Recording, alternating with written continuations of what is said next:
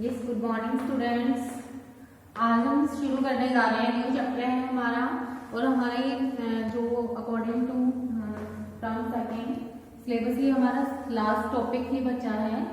इसके बाद जो हमारा जो सिलेबस है वो कंप्लीट हो जाएगा। तो आज हमारा न्यू चैप्टर का नेम है problems of deficient demand and excess demand. यानी डेफिशिएंट डिमांड और एक्सेस डिमांड क्या होती है, ये प्रॉब्लम एक इकोनॉमी में इस तरह की जो प्रॉब्लम है वो क्यों क्रिएट होती है, ये सब हम आज इसके बारे में डिस्कस करेंगे।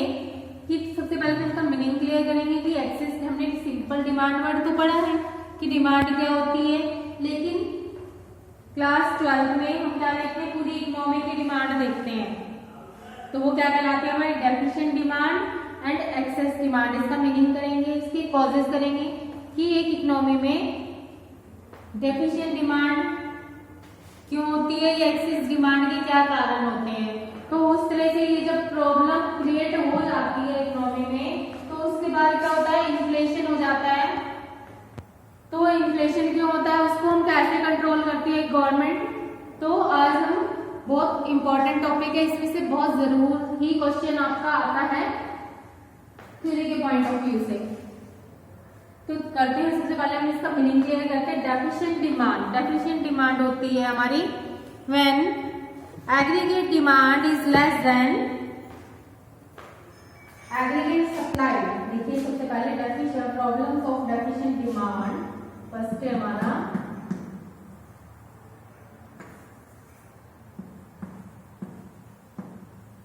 प्रॉब्लम्स ऑफ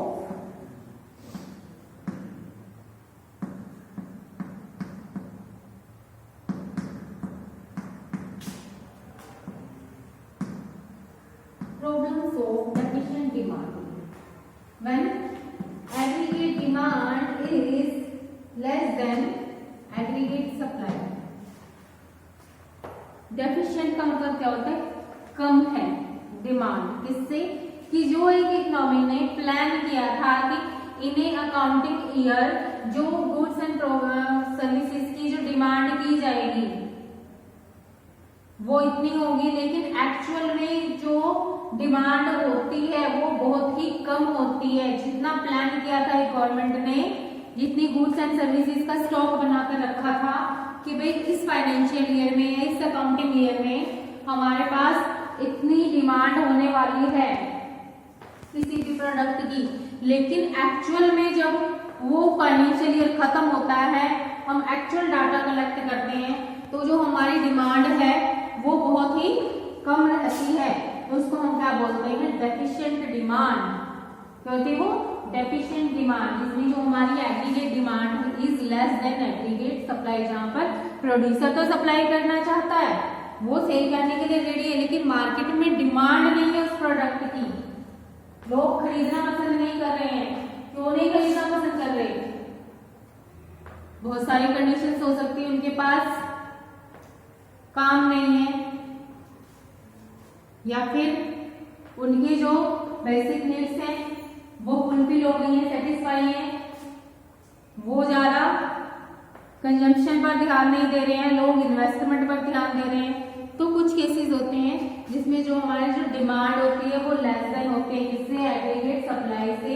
ये क्या क्या कहलाता है हमारा, इसको क्या बोलेंगे, ये प्रॉब्लम है डेफिशिएंट डिमांड की। तो देखिए इसका मीनिंग क्लियर कर लेते हैं। Deficient demand means deficiency of aggregate demand. क्या होती है डेफिशिएंट डिमांड, क्या होती है, is the deficiency of aggregate demand में कमी। Demand is said to be deficient when it is lower than what is required for the fuller utilisation of resources. और aggregate demand is deficient when it is not permit fuller utilization of production capacity। या फिर इसको एक और नाम से क्या बोलते हैं, aggregate demand is deficient when there is excess capacity in the economy। यानी according to Keynes, देखते हैं बहुत सारे राइटर्स ने इसकी डेफिनेशन दी है। aggregate demand is deficient when it is less than aggregate supply। सबसे इजी और सबसे जो अच्छे से लर्न हो जाएगी वो यही है, अकॉर्डिंग टू किन्स वाली कर लेना आप definition. Aggregate demand is deficient, कब होती है एग्रीगेट डिमांड? डेफिशिएंट होती है when it is less than aggregate supply, जब ये एग्रीगेट सप्लाई से कम होती है, corresponding to full employment in the economy, जब इकोनॉमी में फुल एम्प्लॉयमेंट होता है। फुल एम्प्लॉयमेंट का मीनिंग होता है कि जिन लोगों को काम चाहिए,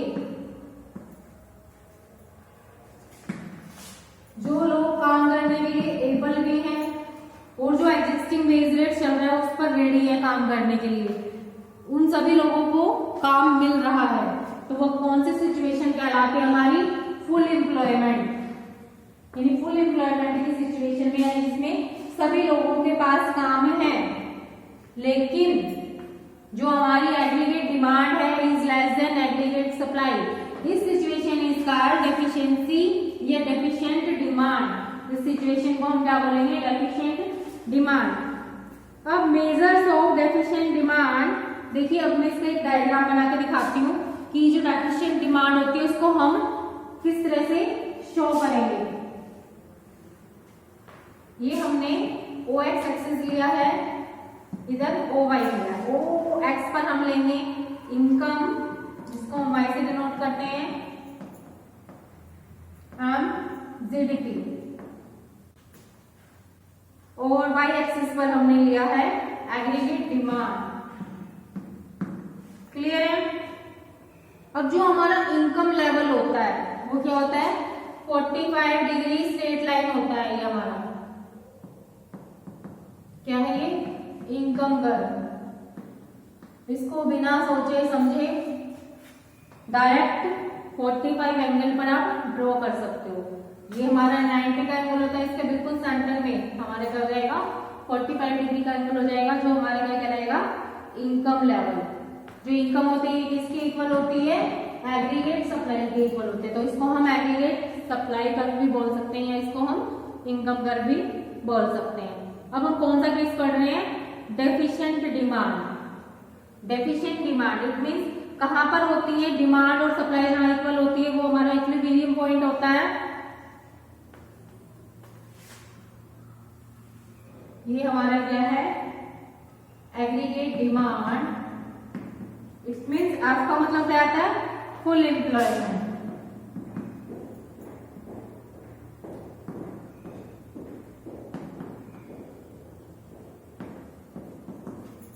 जहां पर ये इंटरसेक्ट करते हैं वो हमारा इक्विलिब्रियम होता है एक इकोनॉमी का। लेकिन हम कौन सा केस स्टडी कर रहे हैं? डेफिशिएंट डिमांड का। डेफिशिएंट डिमांड जिसमें हमने एक्चुअल में हमने प्लान किया था कि इतनी डिमांड हो जाएगी, इन्हें अकाउंटिंग ईयर या इन्हें फाइनेंशियल ईयर ये इतनी डिमांड हो सकती है, लेकिन एक्चुअल में जब हमने डाटा कलेक्ट किया तो जो डिमांड कर्व है वो क्या हो गया? नीचे की तरफ शिफ्ट हो गया। इसको बोलेंगे एग्रीगेट डिमांड P, इसको हम बोलेंगे प्लान।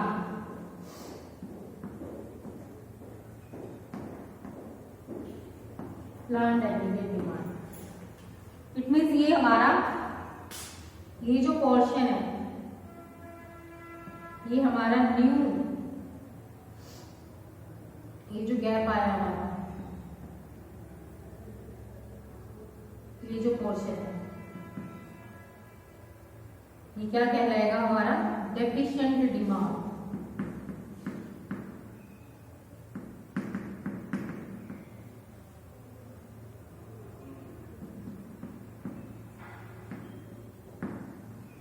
जहां पर हमारी aggregate demand is less than aggregate supply. देखिए सप्लाई कर्व यहाँ पर अपर है, इससे एग्रीगेट डिमांड कर्व से। यहाँ पर एक्चुअल में जो हमारी डिमांड हुई है वो क्या है? कम है। जब हम एक्सेस डिमांड कर्व दिखाएंगे तो वो हमारा जो डिमांड कर्व है ये इसके अपर में शिफ्ट होगा। जब जितना प्लान किया था उससे ज्यादा जब डिमांड होती है तो वो एक्सेस कहलाती है, लेकिन इसमें जो डिमांड है वो क्या है? कम है। तो हम इसको नीचे दिखाएंगे, नीचे की तरफ शिफ्ट कर देंगे एग्रीगेट डिमांड को। तो ये जो पोर्शन कहलाता है, ये जो गैप आया है, इसको बोलते हैं हम डेफिशिएंट डिमांड। क्लियर है? अब कॉजेज ऑफ डेफिशिएंट डिमांड, ये जो डेफिशिएंट एग्रीगेट डिमांड होती है, इसके क्या क्या कारण हैं? Causes of deficient demand.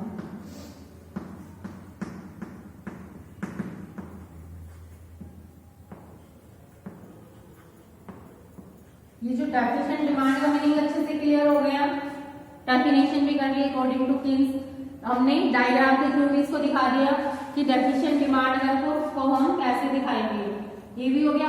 अब इसकी किन कारणों से होती है इकोनॉमी में डेफिशिएंट डिमांड? फर्स्ट है reduction in private consumption expenditure. Reduction का मीनिंग होता है कमी होती है किस चीज में? प्राइवेट कंजम्पशन एक्सपेंडिचर में। जब जो लोग है प्राइवेट में, जो पब्लिक है, जो लोग हैं एक इकोनॉमी के, जब वो लोग कमी कर देते हैं किसमें? अपने पर्सनल खर्चों में, अपने पर्सनल चीजों में जो वो यूज कर रहे हैं, जब उसमें कमी हो जाती है तो क्या होगी? एक इकोनॉमी की जो एग्रीगेट डिमांड है वो भी रिड्यूस हो जाएगी। फर्स्ट कारण क्या है? फर्स्ट कॉजेस क्या है? Reduction in private consumption expenditure. देखिए इसमें क्या होगा? प्राइवेट कंजम्पशन एक्सपेंडिचर में reduce owing to several reason. जो अपने खुद के कारणों से एक कस्टमर जो है बाय नहीं कर पाता है या डिमांड नहीं करता है। The most important is reduction in propensity to consume. तो इसमें क्या हो जाता है? जो प्रोपेंसिटी टू कंज्यूम है वो भी क्या हो जाएगी? कम हो जाएगी। या increase in propensity to save, या फिर जो लोग हैं वो क्या कर रहे हैं? इंक्रीज कर रहे हैं। कहाँ? डिमांड ना करके वो इन्वेस्टमेंट पर ध्यान दे रहे हैं, ज्यादा सेविंग्स कर रहे हैं अपने पैसों की, ना कि अपना कंजम्पशन एक्सपेंडिचर कर रहे हैं। उस केसेस में जो डेफिशिएंट डिमांड है वो इकोनॉमी में क्रिएट हो जाती है। फिर है reduction in private investment expenditure. इसमें हो जाएगा आपका जो प्राइवेट इन्वेस्टमेंट एक्सपेंडिचर, जो लोग हैं वो इन्वेस्ट नहीं कर रहे हैं, इन्वेस्टमेंट नहीं कर रहे हैं। क्यों नहीं कर रहे हैं? इन्वेस्टमेंट पर ध्यान क्यों नहीं दे रहे हैं? क्योंकि सपोज कि उनके पास कोई वर्क नहीं है, वो अनएम्प्लॉय है, तो वो इन्वेस्ट नहीं कर पा रहे। जब वो इन्वेस्ट नहीं करेंगे, आपने देखा होगा ये जो फ्लो ऑफ इनकम है या फ्लो ऑफ नेशनल इनकम है वो क्या है? चलता रहता है, कंटिन्यू प्रोसेस है। सपोज जो मेरी इनकम है, अदर पर्सन के लिए वो क्या है? एक्सपेंडिचर है। जो उसका एक्सपेंडिचर है वो किसी और के लिए इनकम है। तो हर एक पर्सन, सपोज मुझे कॉलेज से सैलरी मिलती है, वो मेरे लिए इनकम हो गई, लेकिन कॉलेज के लिए क्या हो गया? वो एक्सपेंडिचर हो गया। इसी तरह से फिर मैंने उस जो मुझे इनकम रिसीव हुई उससे मैंने अपने डेली के खर्चे एक्सपेंड किए, कंजम्पशन पर एक्सपेंड किया, या कुछ पार्ट मैंने सेविंग कर लिया, मतलब अपने पूरे पैसे को यूज कर लिया, तो मेरे लिए वो एक्सपेंडिचर हो गया। लेकिन मैंने जहां से कुछ खरीदा, मार्केट से सपोज करो कुछ खरीदा, तो उसके लिए वो मेरा एक्सपेंडिचर हो गया, लेकिन जो शॉपकीपर है उसके लिए वो इनकम हो गई है। इसी तरह से ये जो फ्लो ऑफ इनकम है, जो पैसे का जो फ्लो है, ये लेन देन जो हम करते हैं, ये एक पर्सन के लिए एक्सपेंडिचर होता है और अदर के लिए वो क्या होता है? इनकम होता है। तो कॉजेज ऑफ डेफिशिएंट डिमांड में फर्स्ट क्लियर हो गया, सेकंड भी क्लियर हो गया। जब रिडक्शन इन डिमांड, जब डिमांड में रिडक्शन होती है प्राइवेट डिमांड में, फिर रिडक्शन इन इन्वेस्टमेंट, जब लोग इन्वेस्ट नहीं करते हैं। फिर है reduction in government expenditure. Government expenditure में हमारा आ जाएगा आपका, देखिए द गवर्नमेंट में कट इट्स कंजप्शन एक्सपेंडिचर और इन्वेस्टमेंट एक्सपेंडिचर।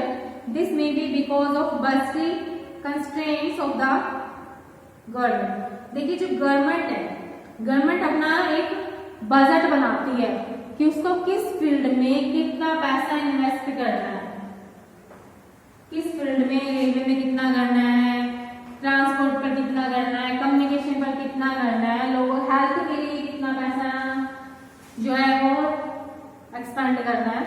ये सब क्या होते हैं, गवर्नमेंट के खर्चे होते हैं जो अपने टोटल इनकम में से, जो नेशनल इनकम होती है उसमें से वो डिवाइड करते हैं, बजट बनाते हैं पूरे साल के लिए कि इतना पैसा हमें सड़कों पर लगाना है, इतना ट्रांसपोर्ट पर लगाना है, इतने में फॉरेन सेक्टर पर लगाना है, इतना में डिफेंस पर खर्च करना है। तो वो सब सारी सिचुएशन हमारी क्या कहलाती हैं, गवर्नमेंट बजट में। जब गवर्नमेंट रिडक्शन कर देती है अपने एक्सपेंडिचर में तो उससे भी क्या होता है, जो हमारी डिमांड है वो कम हो जाती है। फिर है डिक्लाइन इन एक्सपोर्ट्स। एक्सपोर्ट्स देखो, जब हमारे एक्सपोर्ट्स कम होने लगते हैं, एक्सपोर्ट कम हो रही सपोज, तो जो हमारे जो प्रोडक्ट की जो एग्रीगेट डिमांड है वो भी क्या हो जाएगी, कम हो जाएगी। हमने सोचा था कि भाई इतना एक्सपोर्ट हो जाएगा इस साल में, लेकिन किसी कारण से वो डिमांड नहीं कर पाते हैं, फॉरेन से हमारे प्रोडक्ट की कोई डिमांड नहीं है, तो उस केस में भी जो एक प्रोड्यूसर है उसके पास अनवॉलंटरी स्टॉक क्रिएट हो जाएगा, उसके पास अनडिजायर्ड स्टॉक, वो चाहता नहीं अपने प्रोडक्ट का स्टॉक करके रखना, लेकिन जब डिमांड ही नहीं है तो उसको कहाँ फेंके, जो उसने बना लिया है, जो उसने प्रोडक्शन कर ली है। तो उस केस में भी जो हमारा जो डिमांड है, डेफिशिएंट डिमांड का जो सिचुएशन है वो क्रिएट हो जाती है, जब हमारी एक्सपोर्ट्स डिक्लाइन हो जाते हैं। फिर राइज इन इंपोर्ट्स, जब इंपोर्ट हमारे, जब हम इंपोर्ट इंक्रीज कर देते हैं, यानी बाहर से माल ज्यादा बनवाते हैं, बाहर से ज्यादा इंपोर्ट करते हैं दूसरी कंट्रीज से, तो उस केस में भी जो हमारे डोमेस्टिक जो प्रोडक्ट है उनकी डिमांड करेंगे, उनकी डिमांड कम हो जाएगी ऑब्वियसली।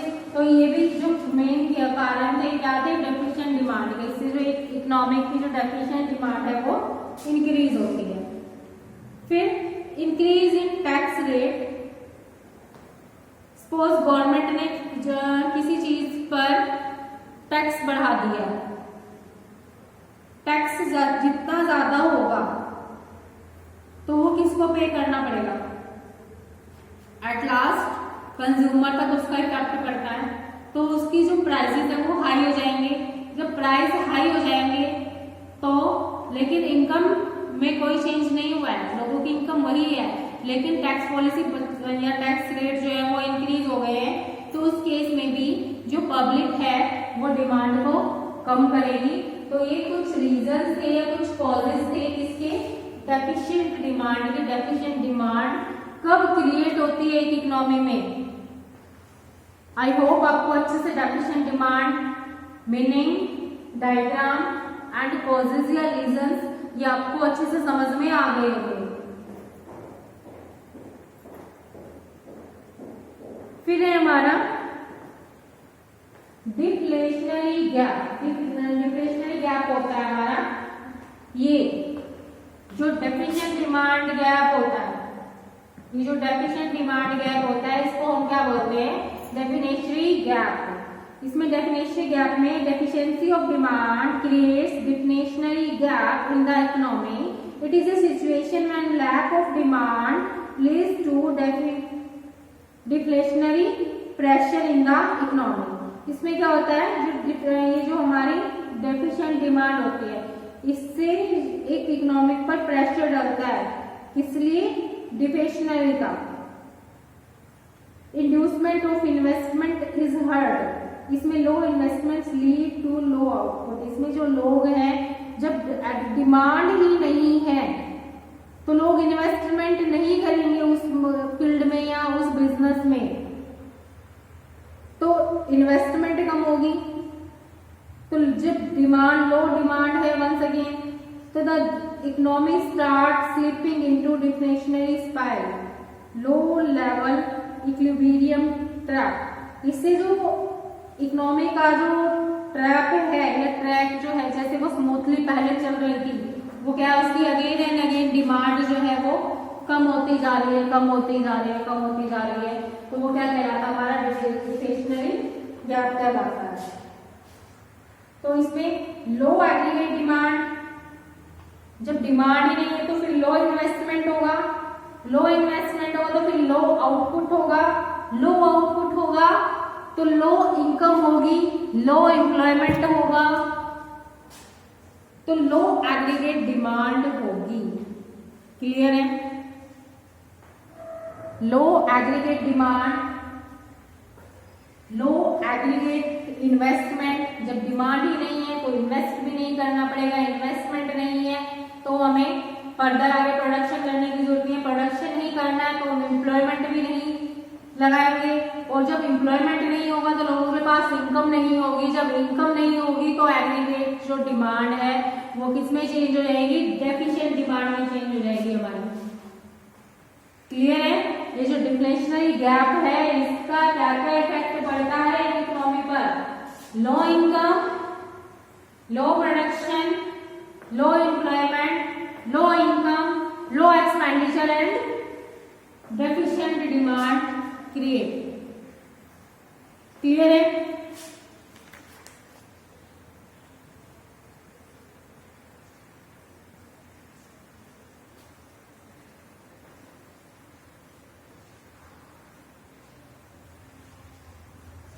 अब ये जो डिफ्लेशनरी गैप है इससे क्या क्या सिचुएशंस इंक्लूड होती हैं?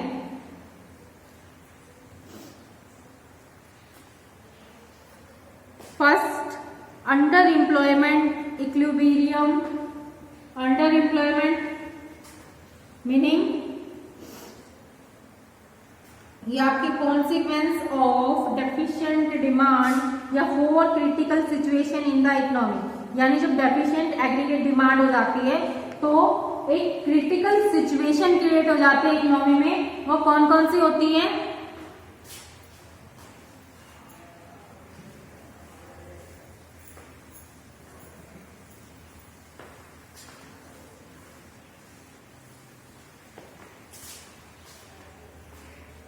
बहुत इंटरेस्टिंग और बहुत ही अच्छा चैप्टर है। देखिए, कॉन्सिक्वेंस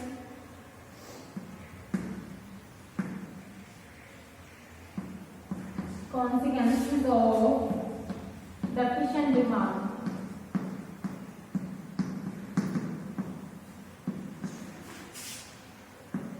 इसका अदर नेम है critical situations in the economy, यानी जब डेफिशिएंट डिमांड की सिचुएशन आ जाती है एक मार्केट में या एक इकोनॉमी में तो कौन कौन सी सिचुएशन क्रिएट हो जाती है उसमें? First one, under employment equilibrium.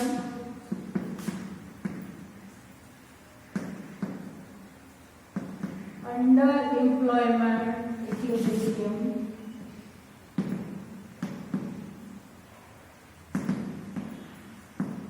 Under equilibrium मतलब जब डिमांड ही नहीं है, लो डिमांड, लो आउटपुट, लो एम्प्लॉयमेंट, लो इनकम, लो एक्सपेंडिचर। क्लियर? तो ये सब बातें क्या होती हैं जब एक इकोनॉमी जो है वो फेस करती है कौन सी प्रॉब्लम को? डेफिशिएंट डिमांड की प्रॉब्लम को फेस करती है, तो उसमें जो इक्विलिब्रियम सेट होता है वो कहाँ होता है? अंडर एम्प्लॉयमेंट में होगा। ठीक है? यानी लोगों के पास काम नहीं होता है क्योंकि मार्केट में या इकोनॉमी में डिमांड जो है वो कम है। जो प्लांट आउटपुट होता है वो कम होता है, किससे? पोटेंशियल आउटपुट से, जो एक्चुअल में जो जितनी इसकी डिमांड होती है उससे। तो ये हमारी, फिर सेकंड है हमारा deflationary gap. Deflationary gaps demand creates deflationary gap in the economy. It is a situation when lack of demand leads to deflationary pressure in the economy. Deflationary gap मैंने आपको बता दिया। फिर है आपका अनडिजायर्ड स्टॉक। जब डेफिशिएंट डिमांड की problem economy में होती है तो जितने भी प्रोड्यूसर है उनके पास क्या हो जाएगा? अनडिजायर्ड स्टॉक, यानी वो चाहते नहीं अपने पास स्टॉक करके रखना, लेकिन डिमांड नहीं है इकोनॉमी में तो उनके पास अनडिजायर्ड स्टॉक जो है वो इंक्रीज हो जाएगा।